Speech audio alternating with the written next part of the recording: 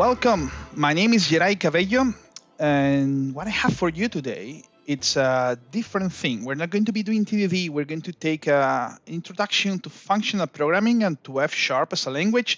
It's going to be in the form of the simplest kata we have available down there in the link. You can see it in the video description to the FizzBuzz Kata.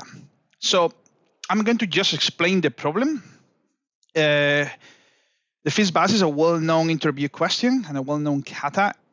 Giving a numeric input, you have to print fizz if the number is a multiple of 3, buzz if it's a multiple of 5, FizzBuzz if it's a multiple of both, and in any other case, you just print the number. I took the liberty, I remind you, this is not TDD, I took the liberty of writing a series of tests just to validate that the output is what we will expect. They all are red, as you will expect, because the function is just failing at the moment. This is a function that takes an integer and returns a string. I'm going to be introducing you to the concepts that F# might be new for you as someone that comes from an imperative language.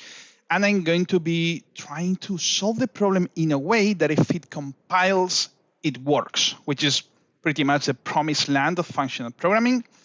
After we have successfully solved the problem, we are going to dig a little bit into advanced functionality from F#, some of the cool stuff to simplify, and how is it possible that functional programmers find these libraries legible? Because if you have seen any functional language and you have seen any examples, it looks like there's just a lot of symbols and they don't make a lot of sense. There's not a lot of them, and we are going to introduce them gradually at the end. But first, we're going to solve the problem in a functional way, in a way that the compiler is going to tell us if we have done anything wrong. Okay, so yeah, I'm going to structure first the function. So you have this function here, which is FizzBuzz, as you can see. Let's ignore the rest of what's going on here. Let's make it disappear to have some space. We have the tests that are calling. As you can see, I'm equaling that the output is what you get from calling FizzBuzz with an input. So the input is an integer and the output is a string. As you can see, non-multiples just get the number. Multiples of 3 get fizz. Multiples of 5 get buzz. And multiples of both get FizzBuzz. What are we going to do here? We are going to take an approach that is pretty similar to outside in TDD. And what we are going to do is we are going to be solving this in a way that we are going to structure the final function, FizzBuzz. We are going to think on a design for it, and we are going to design it depending on other functions, and those other functions, we are going to define them later on. So everything is going to look like a specification, like what we do in TDD. What we do in a unit test is we have this input, we expect this output. So we are going to write our code like a specification. That is the goal, that is the game. Let's see if we can do it. So this function is called FizzBuzz, takes an integer and returns a string. So I'm just going to make it more explicit the way you probably are more used, which is the number, which is an integer, and the return type is a string. So I have access to the number.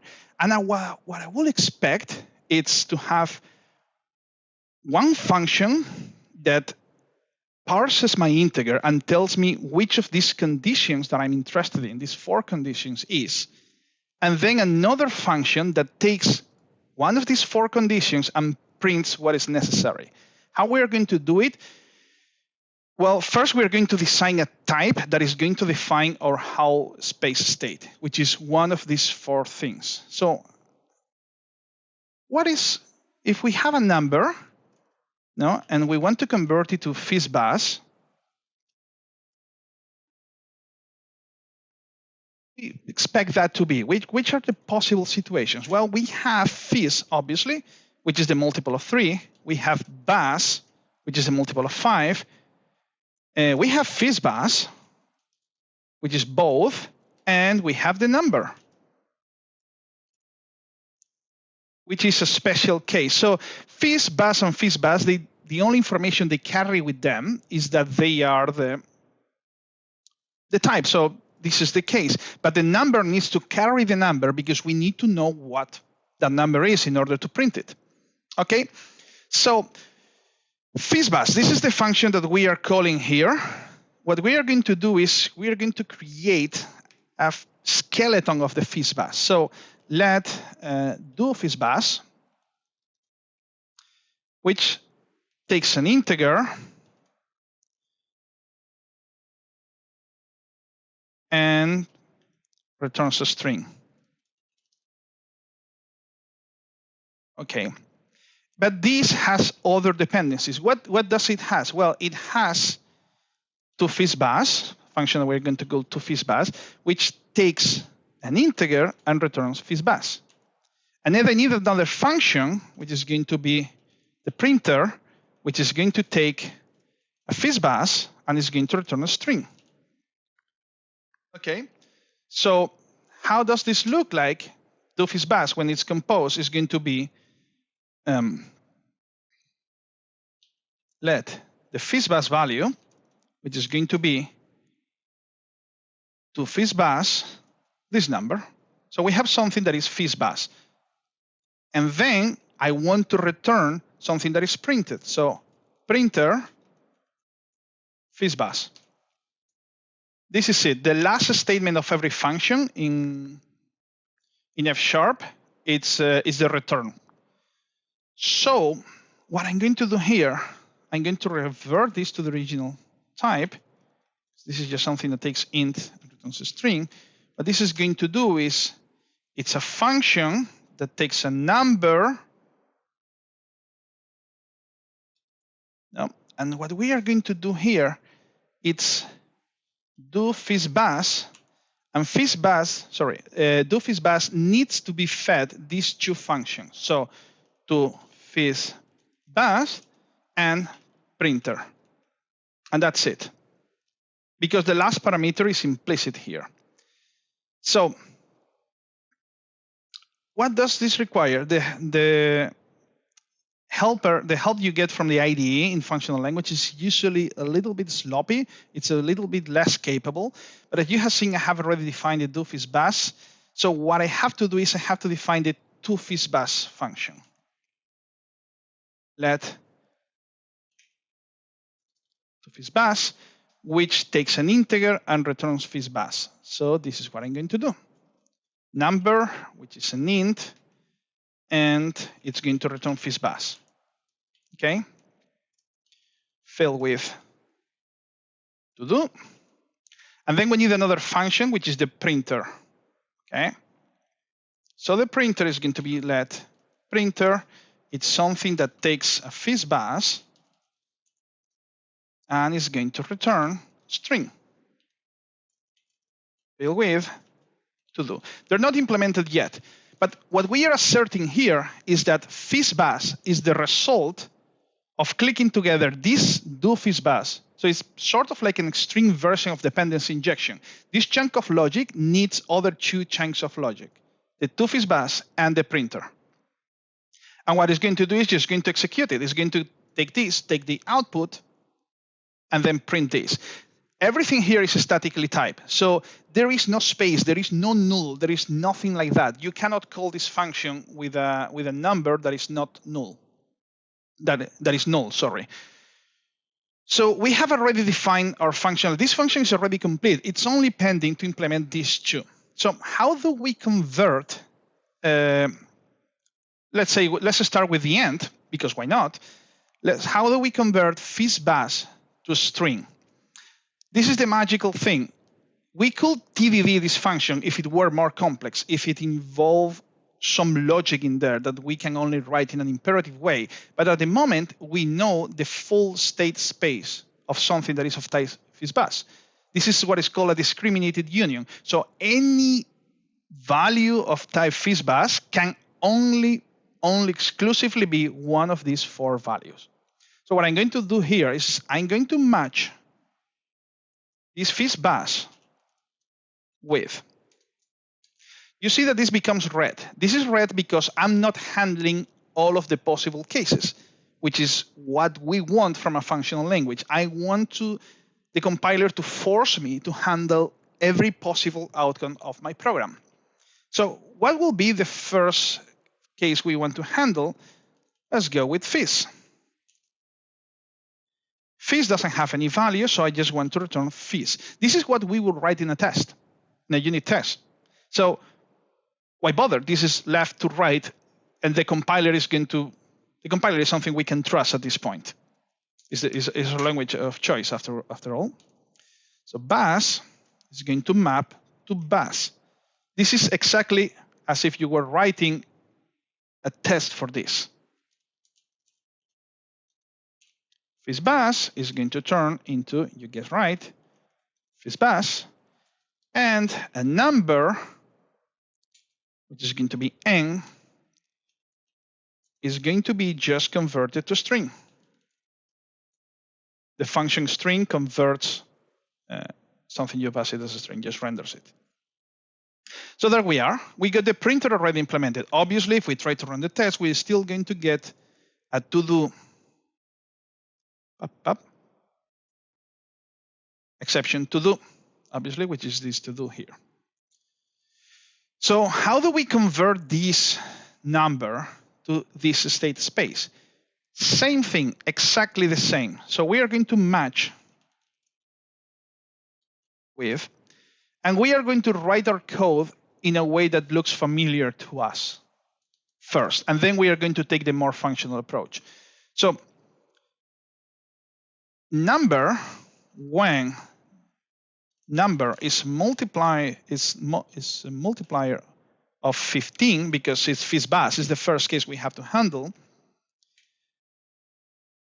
When it's 0, equals means equals here, is not assignment.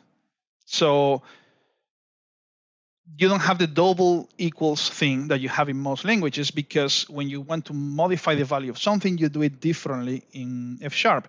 Every binding, these things are called bindings. They're not called variables because you cannot change the value of them. Every binding in F# is immutable by default. So it doesn't make sense to call them variables. That's why they have the name binding. And making them variables, making them mutable, it's annoying. And it's annoying to change the value of something because you're not expected to do it in a functional language. So if these things matches, what I'm going to return is FizzBuzz. Okay. Again, you see this is not compiling because I'm not handling all of the possible cases. Then I will do the Fizz case for number 3 and the Buzz case for number 5. And in any other case, no, number. And this is already a function that does this. I will expect now that when I go to my tests and I click here, I will get everything green. Yeah, there we are. So we have already solved the problem. We are already doing the FizzBuzz, and we did it one step at a time. We know that FizzBuzz is the combination of two functions, FizzBuzz and printer, and we will able to write them separately. Again, if this logic could not be written as a specification, which is known to happen, you can rely on TDD for correctness of those functions. But this, if I forget to handle this case, this is not going to compile. This is forcing me to do that. So the only thorny place is this one. So how do we clean this up? First of all, I'm going to commit this because this is already solved. And if you're wondering if you can have a copy of this code with the Git history, you're going to have the link down below in the description of the video. Okay, so we are going to introduce one of the, in my opinion, coolest features that F# has to offer. And then we are going to clean the syntax because you're going to hear a lot of people that F# is statically typed. It offers all of the power of a statically type with way less noise than other languages. But you can see all of these type annotations, these long names here. We are going to be gradually removing them and simplifying this program. We will get there in a minute. So first thing we're going to do is we are going to simplify this. There is a syntax that allows me to say if something in a pattern match is called partial pattern matching, custom pattern matching, is going to allow me to define whether this number is multiple of 5 in an expressive way. How do I do this? Well, is multiple of 5. Does it look too good to be true? Well, it's not. So this is the function. This is how it's written. The syntax is a little bit weird. Once you get used to it, I promise you, you don't want anything else. And you need 2 parameters, the multiplier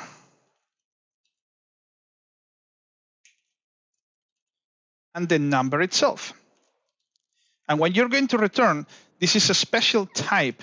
It's called option and unit. So I'm going to introduce 2 new concepts of functional programming. Unit, it's the equivalent of a void function in an imperative language. It's not called void because void means something different in functional programming. Void is something that can never happen. So this is a unit, which means the program successful, the program finish, and it's optional because this is a pattern match, so it can match or not. So if I get some value, in this case, this unit is nothing, but if I get some value, it means it successfully matched. If I get no value, it means it didn't. So we'll go to the next matcher.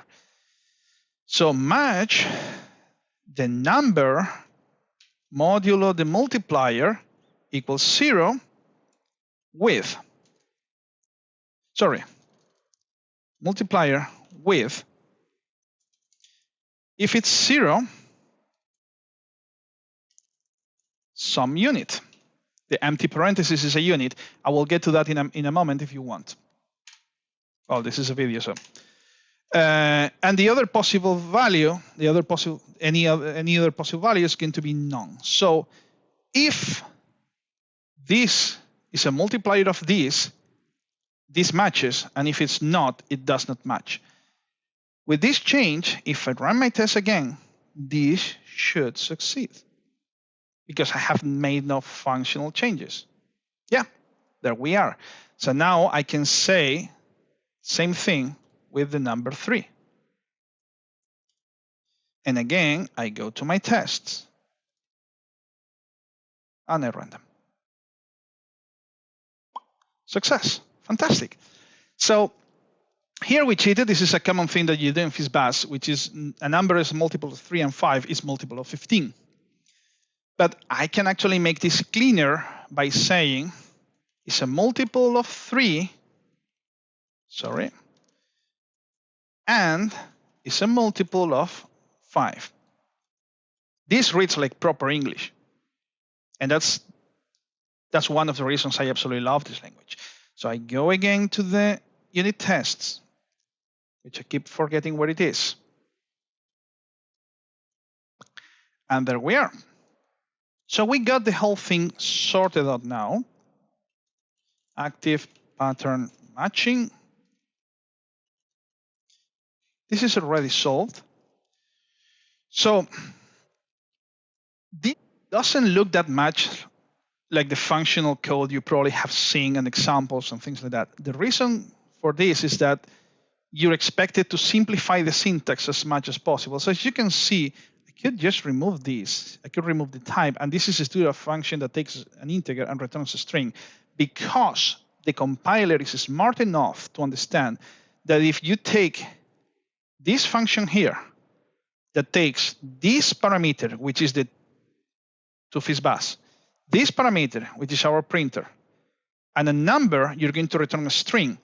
And what you're doing here, it's calling the one that takes those 2 parameters. You pass this, so this is still expecting a number, which is this integer, and it's going to return a string once you give it a number. So it's able to understand this. Remove some hints. You do this, you just don't want to go back, pretty much. So our printer, how can we simplify our printer? Well, we know the type of this because when you're matching, the compiler is going to realize that you're matching against the cases of FizzBuzz. So I can just remove the hint for FizzBuzz. It's smart enough to realize that. And I can also remove the hint for the string because all of the return types here are strings. Okay, so less hints. There we go. It's multiple of. Will this work? I don't know. If I remove this, this still compiles. If I remove this hint, it's probably smart enough because it's using the modulo, so it's very likely to understand it. Yes, it does. That's great. So let's hit. What's next? So FizzBuzz is matching an integer here. This probably can understand. So far, so good. And this is also working. Fantastic. So it's able to infer most of the types based on the types that I introduced here. I don't think that if I remove these types, this is going to compile. Fewer hints. Yeah, I realized I'm getting that wrong. I'm not English native, I mean. So if I remove this still works because it knows from here the end should be able to infer it too. Fantastic. I don't think it's going to be able to understand what printer does. No. Yeah, because it's generic. Okay, that's helpful. And then we got this. So FizzBuzz is pretty much, it became generic at this point, but we don't care because the type we're interested in is this one outside. So now it became generic. So what this is doing is sending this parameter here. So it's all statically typed. You cannot use the wrong types in any fashion, but you have way less noise. Well, FizzBuzz, if I take a look at this and I try to simplify it, all hints gone, it becomes obvious to me that this function that does the composition is just composing this. It's just taking this value and passing it here. This becomes more obvious if I use the pipe syntax, which is an ability that F# has to take something on the left of a pipe, just like you will do in a console application in Bash. Take something and pass it as the last parameter of the function on the right of the pipe. For an example, I take my number, I pass it to FizzBuzz, and then I pass the result of that to the printer. And I can just delete this. Okay. Now it becomes obvious that this and this are pretty much the same because this function is just piping. So I could just directly put the number here and put it here. No, sorry, my bad. We could just do what we did there. So it's let FizzBuzz equals to FizzBuzz the number and then return printer FizzBuzz. It becomes obvious in the design. So this is no longer needed. This was just noise. So how can we simplify this with the pipes things that we mentioned? So N gets piped to FizzBuzz, and the result of this gets piped to the printer, and now we get the function. Thing is, we can stop here. And this is functional enough. This is something that you're probably going to see in quite a few projects in F# in the real world. So remove noise. And now there's some advanced function that you can hang here. But if you want, you can continue, and we are going to see what comes next. So this piping thing, what it's actually doing is just composing these two functions. And F# has another kind of pipe, which is called compose, and it's able to take one function of type that takes A and returns B, and another function that takes B and returns C, and create a new function that goes from A to C. So from integer to string, which is the type we have here. How do we pipe stuff? Well, FizzBuzz is the same as taking two FizzBuzz and composing it with the printer. And if I go to my unit tests and I hit run, it should all run exactly the same. There we are. Great. So it's obvious that FizzBuzz it's a function that conveys an integer to FizzBuzz and then prints it.